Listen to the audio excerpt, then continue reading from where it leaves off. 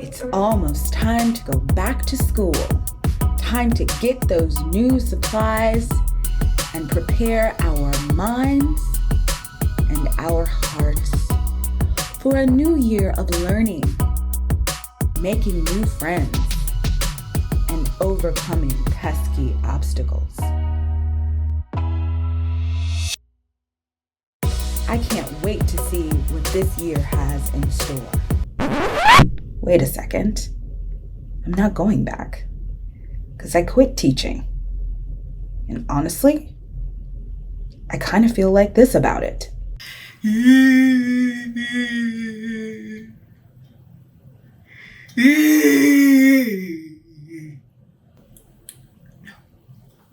I'm fine. Hello and welcome to my channel. In this video, I am going to be talking about why I decided to quit teaching and the advice that I have for new teachers that are going into the profession. Okay, so I actually have filmed this video a couple of times, 7 times to be exact. And I filmed it over a couple of months. The first time I filmed it, I think was in like April. Then I filmed another one in May. I filmed in June. I actually filmed one about an hour ago. And that particular video, I completely deleted off the memory card when I was trying to play it back to look at it. I think my brain was just a little scrambled. So this is gonna be the last time and I'm gonna get it right. One of the reasons for me filming it so many times though is that I wanted to make sure my tone was correct. My time, for the most part in education, was a time where I felt really supported. I felt really enriched. I felt like I was able to channel a lot of my creative energies into a place where I was doing some good for a group of people that, in my opinion, deserve it more than anything, which are children. And a lot of the videos that I'd made prior to this one, I was coming across as just very angry. And I was angry because of things that had happened in the last few years of my teaching career. And I just didn't feel like the video was very emotionally balanced. So I'm making this one. This is gonna be the good one. Let's go. I'm gonna divide this video up into 3 parts. When it comes to my teaching career, there was definitely the good, there was the bad, and there was the ugly. Of course, the ugly is the reason why I decided to eventually leave.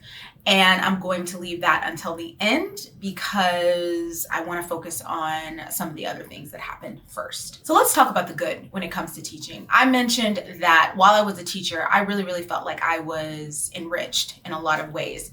Specifically, I felt like the skills that I had that my professors had seen in me when I was like 18 or 19 years old, and I thought I was going to be like a news producer for my career. The skills that my professors had seen in me for project management, for delegation, for production supervision. And when I got into the classroom, I was able to activate those skills again for my good. I worked on a lot of campuses where they had discipline problems, where they had overcrowding problems. And I did see a lot of teachers be demolished is not the right word, but definitely be chased off of the campus, quit their jobs, not make it through the year. And I always prided myself on being able to figure it out. Like sometimes you gotta pat yourself on the back, you gotta toot your own horn. And I really felt like I understood how to do that. And it was reflected in the behavior of the students in my classroom. I know I came to one school and I'd come there in the middle of the year. And when I got there, they were like, these kids are all over the wall. They've run out their subs. They've been just a terror on this hallway.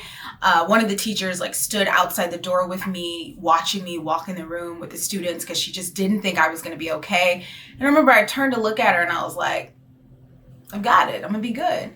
And I mean, it was true. I knew how to put systems in place that children responded to.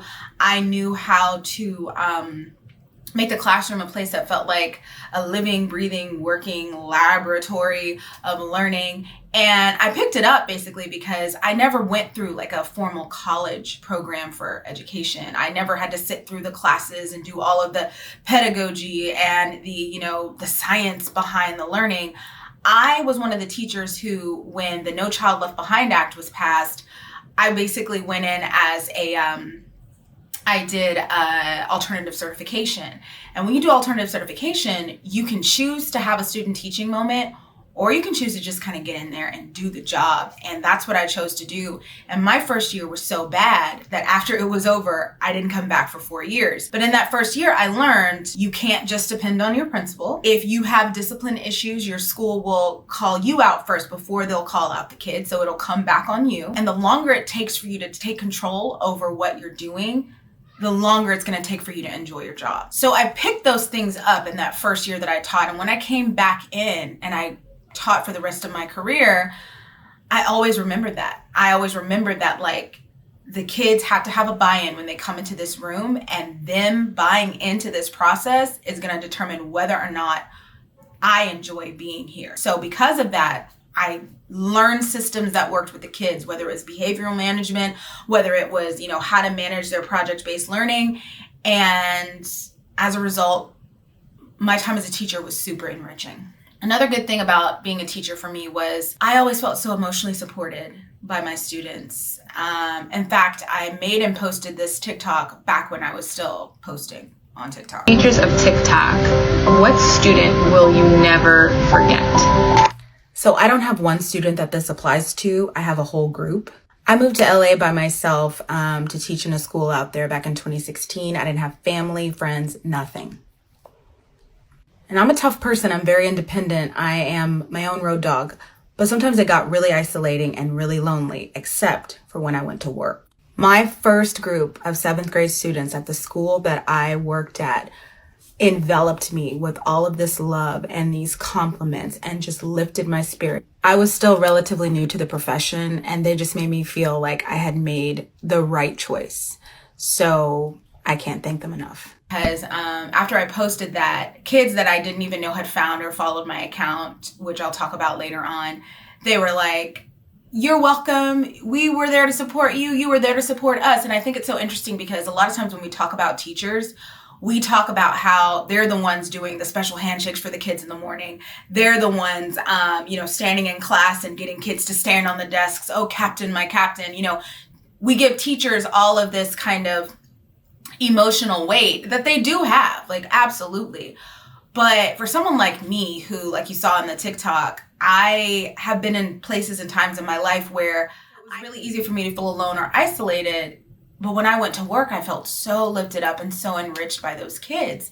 And whether it was them just being super excited to be in my class and to be around my content, or whether it was I used to have one kid who would come in my room every day and she would just go, "I love you, have a good day," and leave. Like, what job do you know where that can happen to you every day? And I didn't ask for it. I didn't, campaign. I didn't hang a sign in front of my door, "Please tell me you love me." It was like the universe knew where to plant me during a time in my life when I didn't really have a big network of people around me. Also, I have to say that when kids know you're on their side, there's nothing they won't do to help you. I had a little girl who, she knew that teachers made extra money for tutoring. And so when I went to the school that I last worked at, they said, "Well, would you mind doing the English tutoring?" Because I was an English language arts teacher. And I said, "Sure, but why doesn't anybody else want to do it?" Well, that's because nobody comes to language arts tutoring. The math classrooms would be filled, like kids would be pouring out. They'd have to open new math classrooms. And honestly, the math teachers would sit there and they would just do Khan Academy in the evenings. They would just chill and collect that check. But English teachers, if you were an English teacher at the school I was at and you were doing English tutoring, nobody came. And it's just that semantic difference that exists in people's minds between math and English. People are just like, math is super important in a lot of households and English kind of falls by the wayside. And as a result, it was really hard as an English teacher to get students to come. And this student knew, if I don't get at least 20 kids, because it was a program provided by the city and not the district itself, if I don't get at least 20 kids, then I can't keep my tutoring open. So she would take my sign-in sheet and she would take it around to all the classrooms on the campus after school. And I'd have maybe 2 or 3 kids in there that actually needed help from me. But the rest of those signatures, I never saw them kids. Never did. That was that girl picking up my sheet and going around and making sure. And one day I said to her, I said, hold on. I don't know where it is. Just wait a second. And she said, well, please make sure you get it, because if I don't get those signatures, you don't get paid. And I don't know who told her. I really don't know how she found out. Is everyone okay? What happened? Did anyone see? Someone drove a hot dog-shaped car through the window. Driver's gone. Somebody call the cops. We need to find that driver. They could have killed someone. Whose car is this? Yeah, come on. Whoever did this, just confess. We promise we won't be mad. I didn't fight her on this because I did need the money. Now, eventually, what started happening is administration started double checking, like to make sure that they would actually bring the sign-in sheets around and they would compare the names on each sheet. So jig was up and my tutoring got shut down, but it was very helpful. It was a helpful check at the end of every month, and I really, really appreciated that. They would always do that with any programs I would have. Like if I did an after-school program or an after-school club and it was required for, me to have a certain amount of kids, these kids would always show up. If I was going to do it, they were going to show up. That kind of support gets into your subconscious, and it not only does it bolster how you feel about yourself. Like, can you imagine, you think, oh, am I a good teacher or not? And then you've got these children who literally will not leave you alone. And so it's like, I guess so. But also it just, the morale was super high, both within myself and within my students. And that was the best part for me. Was it's always going to be, whether I was in Texas or California, it's always going to be the relationship that I had with the kids and those memories I was able to make with them during the time that I was in the classroom. All right, let's talk about bad. So in order for things to fit in this list, they have to be things that bothered me, but not things that necessarily made me want to leave the profession right away. Okay, so the first thing that was pretty bad was when I realized how people really think about teachers in society. And I realized it through last year going through the coronavirus pandemic. I was one of the teachers who taught remotely because in the area of LA where I taught, people were dying every 10 minutes. In fact, I'm sure we all remember this news anchor. How many people ended up getting it? Did everyone get it? All of us. Her stepfather and then mother ended up here, Martin Luther King Jr. Community Hospital. They fought to live, just like those filling all the ICU beds now, but they died within 11 days of each other. Dr. Jason Prasso treated both Sesma's parents. I just wanted to know that we here tried our hardest, and we're really sorry that things went the way that they did. The terrible scenario is not unusual, as COVID ensnares those who live in multi-generational families and are part of the essential workforce. We have had the misfortune of seeing this disease run through families and all too frequently take multiple members of a single family. The state-of-the-art hospital is an oasis of care in the healthcare desert of South Los Angeles. It is no wonder the heavily Black and Latino neighborhood is suffering disproportionately. The inequities in healthcare invites death. His blood sugar dropped below 40. Diabetes is 3 times more prevalent here than in the rest of California. Diabetes mortality is 72% higher. The life expectancy is 10 years shorter here than in the rest of the state. And all of that is related to this being an under-resourced and underserved community. This is the 10th hospital that I have been. I'm sorry. This is the 10th. I apologize. I'm going to try to get through this. This is the 10th hospital that I have been in. And to see the way that these families have to live after this and the heartache that goes so far and so wide.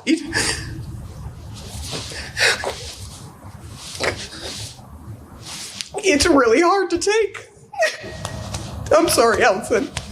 And Sarah, no apologies. And what used to make me so mad is when you would have people like an Adam Carolla get on TMZ and, slam the governor for shutting down schools and for promoting remote learning and for having people learn from home and not be in each other's face. What's so interesting about California is you just have this like more than a wealth chasm. It's like an experience chasm. You have people that are just experiencing life in a totally different way. I talked to a guy once and he worked on movie sets. He worked in production. He was a young guy, he was a young white guy. And he said to me, I get so mad on my set when people are speaking Spanish. And I thought to myself, do you know where you are? Because I was talking to him. He was in Studio City. But like literally down the road from Studio City is North Hollywood, where my campus was. that campus was 57% Hispanic. And like whatever else percent majority Armenian, and then we had some Asians and we had 10 black kids. You don't want them to speak Spanish? You're out of luck. Like everybody's speaking Spanish out here. And he told me, he goes, oh, I never run into people that speak Spanish when I'm working. And I thought about it. I was like, the production industry is super white. He's not wrong. Because I have friends that are, of color that work and they all say that. Like I have one friend, she's a black woman who's a production coordinator. She's like, I always try and get black people on my sets, especially black women, because it is still a very, very white industry. And so I think about like all the movie stars and people that were complaining, all the very wealthy people that were like, oh, why do we have to learn from home? And it was just like, you don't understand that these people's reality is not your reality and they are being ravaged by this thing. And so I almost felt like the district, that's another bad thing about the district out there. It's so big, they need to break that sucker down. Because I almost felt like because of that different reality, yeah, sure, if you're in Studio City, go to school. You know what I mean? Like if it's not bad in your area, go. But they can't do that, of course. They have this big district and they've got to treat it like a monolith, even though it's not. You have different realities everywhere. But yeah, I really got to see, though, with being a part of a district that was doing remote, I got to see how society really felt about teachers. And you'll notice a lot of times when you talk about teachers and education, there's a lot of emotional propaganda that goes into it. They're saints. Teachers save us. They help our children. They support our, oh my God, my teacher. If you've ever watched an episode of the Kelly Clarkson show, her mom is a teacher, and every episode almost, especially this last year, she made sure to recognize teachers and always give this spiel about teachers. My mom was a teacher, which basically makes her a hero in my eyes. And a lot of us, now that you're having to do it from home, am I right? But any given day being a teacher, it's tough and rewarding, or so I've heard from my mom.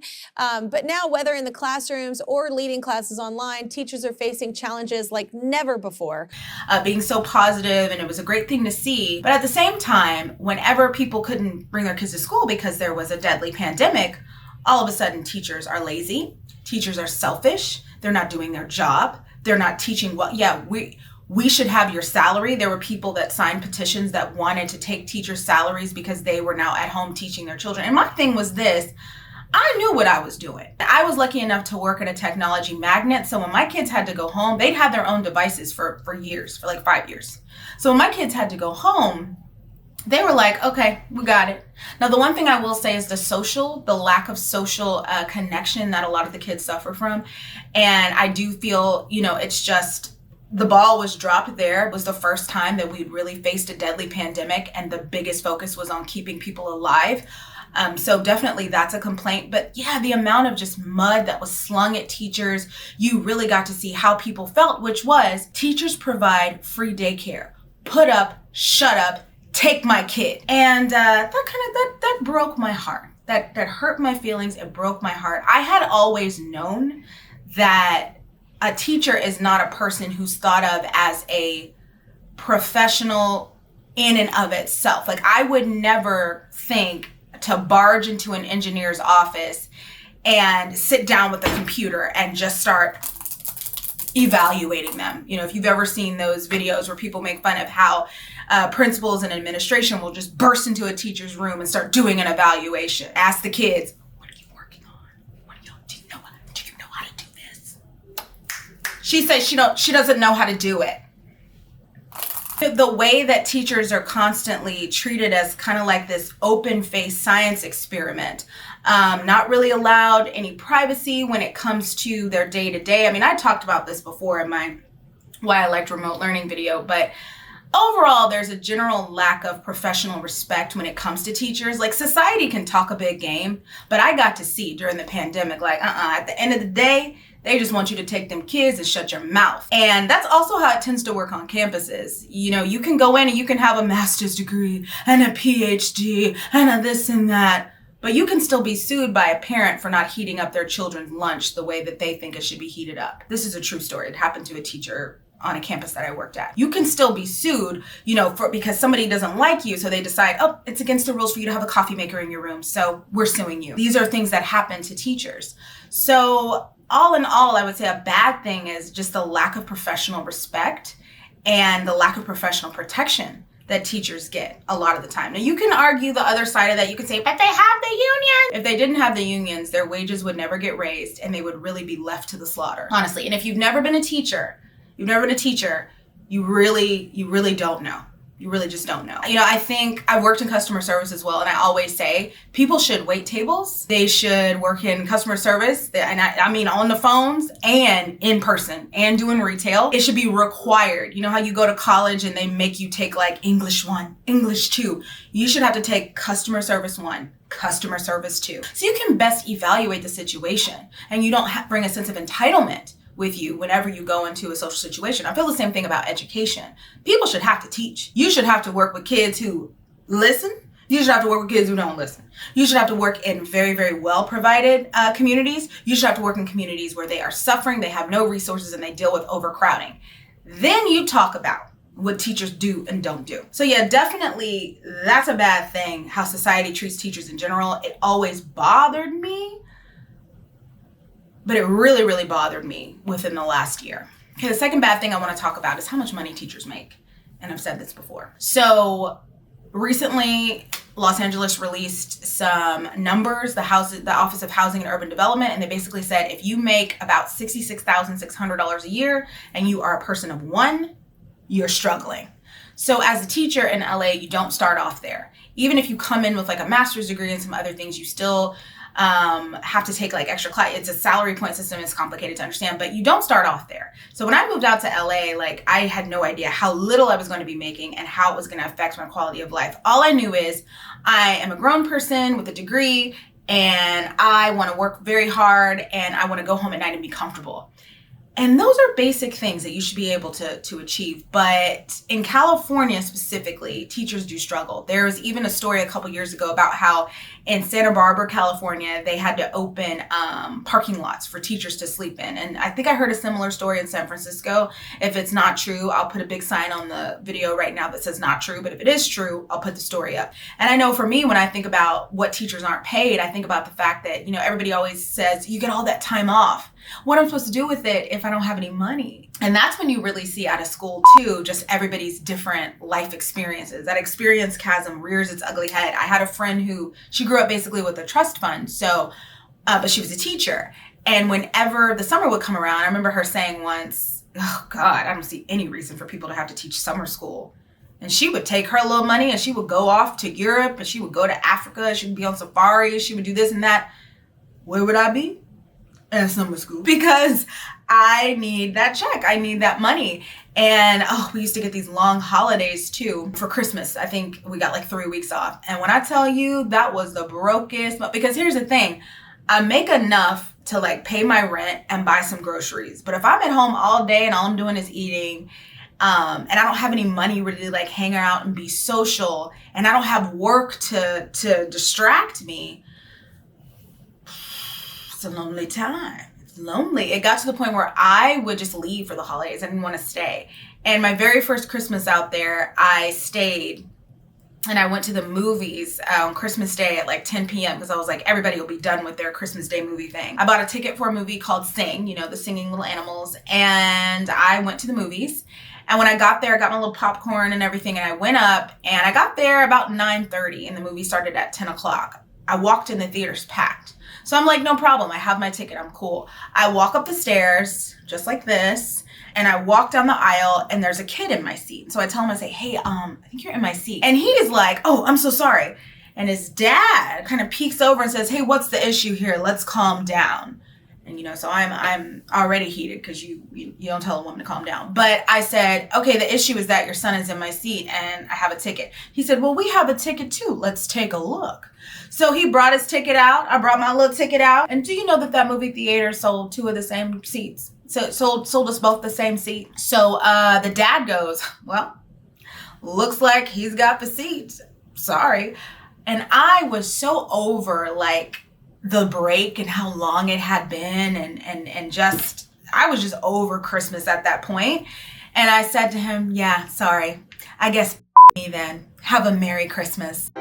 So as I mentioned before, I am normally filled with jubilant Christmas spirit and I do not recommend cursing at someone and then running out of a theater like a mad woman. I use this story to illustrate how I was kind of like Jack Nicholson's character in The Shining at this point in my Los Angeles teaching journey, and just not having enough money to really enjoy the Christmas holidays, and also not realizing how isolated I would feel when everyone else I knew like went off on these vacations and I was left alone to count my coins and go to the movies by myself, how it affected me. But yes, I do not endorse cursing at people and then running out of a theater like a crazy person. This was a special situation. I walked out of the theater and I went downstairs. I complained to the ticket office and they gave me some free IMAX tickets. And that's what I did with the rest of my holiday. But that's the thing. Like, if you're working so hard and you're not able to say, okay, now I'll treat myself. And it becomes incredibly frustrating. It also becomes incredibly frustrating when you think about the fact that other jobs give their employees expense accounts and corporate vacations or business trips and travel and lunch meetings. You get taken out for lunch. Teacher lunches are some of the loneliest things in the world. I did a job once with my friend on to help her with pre-production, and I brought my lunch, like my sad teacher lunch, to work because I'm thinking in that mode. And she goes, "What's that?" And I was like, "Oh, this is my lunch for later." She goes, "Girl, we got your lunch." I said, "Oh, you got my lunch." I was not used to that, because when you get your lunch paid for as a teacher, there's a whole thing. Sign a list, sign your name out. Did you get your box? Did it have a sandwich and 1 pack of chips and 1 Coke in it? Okay, we're good. Everything has to be signed off for. Funding this, funding that. There's no sense of exorbitancy, which it doesn't have to be around all the time. But it would be nice some of the time. I went on a business trip for teaching once, and they took us out to Palm Springs. And when I was in LA, I loved to take myself. When my money got a little better, that's after like 3 years of being there, I like to take myself on the weekends for one night only to stay in like a little hotel in Palm Springs when I could. And I would always make sure it was like a nice place to stay. Like, I love the little hacienda vibe there. I wanted a mineral pool. I wanted it to be nice. And my school paid for it once. And when I walked into my hotel room, the paintings were taken off the walls. And so there was just like holes in the walls where the art used to be. The shower was broken. The wall was dirty. I think it was either mud or blood on the wall. Some of my other coworkers said there were bugs in the carpet. And it was just like, once again, I worked so hard for you guys, because I did. I was a little workhorse. And this is the best we can do. This is the best we can do. So that, to me, that's definitely a bad thing when it comes to working as a teacher. You yourself will never be able to really pamper yourself. It will always have to be, I knew people that were in their 60s that still had roommates, that still lived very minimally. That growth that you can experience in other industries, unless you want to be in administration, you can't really experience as a teacher. No matter how much you put into it, you're just never, financially, it's never going to give back what it takes from you. And some people, it doesn't matter to them, and that's great. But for me, it started to matter a little too much. So yeah, it was definitely a bad thing. Okay, finally, we're here. We're here at the ugly. And let's be honest, what I'm about to say is only really ugly to me. But I feel like teaching was stifling the person that I was truly meant to be. Now, I mentioned earlier that my kids did find me on TikTok, and they commented on the TikTok that I posted that I made. And they found me because one of my TikToks was widely circulated around the app. And before they found me, my content was authentically me. Kind of the way that I'm trying to be here on YouTube. I was that way on TikTok. And I was developing an audience. I would say when the children found me, I was at like 2,000 followers on TikTok. And it was an authentic, small community that I was really proud of, because it was based on people responding to content that was coming like from my heart about my life experience. And then the kids found it. And as a result, I had to change. Most of my TikToks had to be about just teaching. And while a lot of people just make teaching TikToks and it's fine and they've blown up, and you had that one girl that was at the inauguration, I didn't just want to do that. I used TikTok as like creative emotional expression. I signed up during the pandemic. Like, I didn't just want to limit myself. And the kids would come on there. They would write comments about other teachers in my comment sections. They would remind me at school, I saw your TikTok. I saw you on TikTok. And it was just, I felt like they were in my personal space. And as a result, this other person that I was kind of hiding, I couldn't be her. I couldn't talk authentically about my struggles as a woman in her 30s. I couldn't talk, because there's this idea about teachers, right? You have this perfect domestic home life, and kids are so focused on things making sense in this binary, right? Single, married, rich, poor. And they say some pretty nasty, salty things if you don't fit into that binary. And not just the kids, I think also when you work on a campus, people always ask, because there's this idea of teachers, and I will say most teachers do very well in the marriage department or whatever, but they always want to know, well, when are you getting married? When are you having kids? Because there's this idea of what a teacher's home life should look like and what a teacher should look like. And I was really using my TikTok to just express who I really was.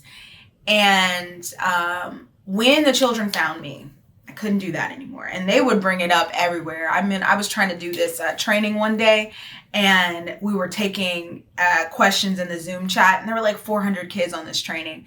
And this boy sends a question through, and he's like, I saw you on TikTok. It got 1 million views. I saw you. I was in the training with my principal. It was so embarrassing. So to me, the ugly thing about being a teacher was I was not able to kind of live an authentic life. Because authentically for me, as I get older and grow, I realized that I was never really not going to be that girl that wanted to perform. I was never really going to not be that girl who wanted to put herself out there in the media, whether it was through making TikToks, through starting a YouTube channel, through doing stand-up comedy, through doing something. But as long as I was teaching, I was either going to A, not have the energy for it, or B, going to be so concerned with how my perspective and personality was coming off to the children and to my colleagues that I was never going to really try and be who I am. So to me, that was the ugly part of teaching, and that's ultimately why I decided to leave the profession. All right, so what is my advice for new teachers going in based on everything that I've just said here? Be aware that you may start off your career saying something like, the money doesn't matter. But as you go through and you give more and more of yourself, you're going to wish that you could pamper yourself the way people in other industries do. I have a friend, like I said, she works in production. And one day she was talking about booking a flight. And I said, oh, have you checked Southwest? And she goes, I work too hard to fly Southwest. And I was like, must be nice. Because I can't even think that way. Even though I work so hard that I literally, the school nurse would have to wrap my 2 toes at the beginning of every day because I had hurt my foot. I'd gotten some kind of weird plantar fasciitis. I was dealing with that because I was walking around the campus so much in the wrong shoes. But when I get ready to go on a trip, I got to do them $99 to $100 Southwest flights. I can't do no, business class. I can't do it. I just can't do it. And, and when you're young, maybe you don't think that way. Maybe you're like, it's fine. Or maybe you can do it. Maybe you have another source of income or whatever. Maybe you're like my friend who had a trust fund. That's fine. But I just know for me, it was something that I had to really adjust to, the fact that I really, at some point, the money was going to bother me. Outside of the money, as far as your classroom goes, remember what I said about being a good manager of production and being a good manager of the students. Kids excel in systems and in rules. They love it. What those rules are depends on the types of kids that you have. But I went to a campus once, and maybe I told the story in this video. I'm not sure. I don't think I did. But if I did, I'll shorten it this time. But I went to a campus once and they were so worried about me because I was coming in halfway through the year. And I said, I think I got it, guys. And I walked in and I laid out my plan. Hey, this is how we're going to do this. And it was so quick, that turnaround on those kids. It was so quick the way they were like, oh, this is how we do things here. Yeah. It was so quick and absolute that I believed these were the best children in the world. And I had to switch classes for a day of standardized testing. And I told the other teacher, oh my God, you're going to love them. I love that class. I love them so much. And she came out of the classroom crying because they had shown their true colors. And I went in and made them all write apology letters to her. And they were so embarrassed of their own behavior and so upset. And I was like, and they said, at the end of the day, We didn't know that you guys were working together. We didn't know you were allies. We didn't know that, you know, they didn't respect her because they didn't know if she was a part of my system or not. So long story short, the stronger you are, the more prepared you are, the kids are going to feed off of that. And even if you feel like, I don't really know what I'm doing, have systems in place for how they come in the morning, have systems in place for how you want to go through different transitions with them, and focus on building relationships with them. I know people will tell you, well, don't smile until, you know, December. That's something that they used to say to me. I'm a goofy person, and I am a very sarcastic person. With the sarcasm, I could be very straight-faced, but be saying something ridiculous at the same time. So the kids didn't know, you know, I don't understand you. But they were enthralled. And because they were enthralled, they were deeply respectful. So whatever works for you is fine.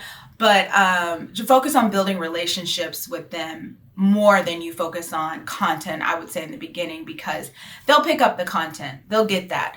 But especially when they're like, if you teach under 8th grade, it's about the memories for them. And that's what I'm going to miss the most. And no matter what, like the district will always have their rules. The campus will always have their rules. The children, the people that we're there for, their biggest thing is, did I go to school? Did I have fun? Did I feel like I was developed and poured into as a person? They don't even know that that's their thing, but that's their thing. Yeah, so make sure you focus on those relationships. All right, hopefully this video, I don't delete it and I actually edit it and get it onto the internet. I'm so excited to see what happens.